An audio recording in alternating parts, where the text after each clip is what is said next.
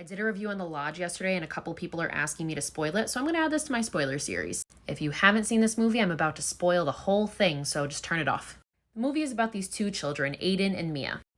At the beginning of the movie, their mother, played by Alicia Silverstone, drops them off at their father's house, and you learn that they're divorced. The father tells Alicia's character that he is going to be marrying his girlfriend, Grace. After hearing this news, Alicia's character goes home and very abruptly commits suicide, obviously leaving the children distraught. Some time passes and the father tells the kids that they are going to be going to their lodge to spend Christmas with his girlfriend Grace, who he intends to marry.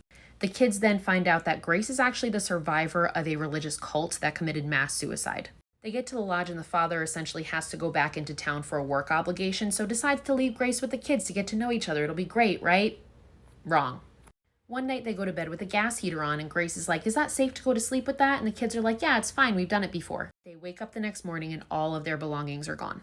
All their clothes, all their food, and this also includes Grace's psych medication. So Grace is on psych medication as a result of her trauma from surviving the religious cult. So my immediate reaction watching this was they died in their sleep because of the gas heater, right? So you find out that's what happens. They find an obituary of themselves and the kids eventually convince Grace that they are in purgatory and need to repent for their sins. Aiden even goes so far as hanging himself to show that they are already dead. Now, days pass and Grace obviously becomes more and more unstable because she is now withdrawing from her psych medication. She goes off into the winter storm to try and find help and almost dies. So now scared that she's going to die, the kids end up confessing to her that they have been lying the whole time. It was all a prank. They have been gaslighting her. They hid all of her possessions. They hid everything. It was just a prank. They're alive. However, Grace is now too far into a psychotic break to believe them, and she's convinced that they're in purgatory and need to repent for their sins.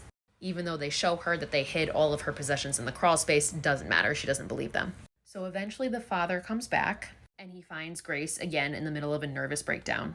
He tries to explain to her that everything is fine, but she is completely inconsolable. Because she thinks that they're all dead, she ends up shooting him in the head in front of the kids. The kids then try to make a run for it, but the car doesn't start. So Grace brings them back in the house and they're all sitting at the kitchen table. The movie ends with Grace covering their mouths with tape and going up to them with the gun. It doesn't show her murdering them, but you're left to assume that she kills them and herself. So the reason that I said in my review on this, like the kids didn't deserve it, but they deserved it, yeah. They learn the hard way to not take away somebody's antipsychotics.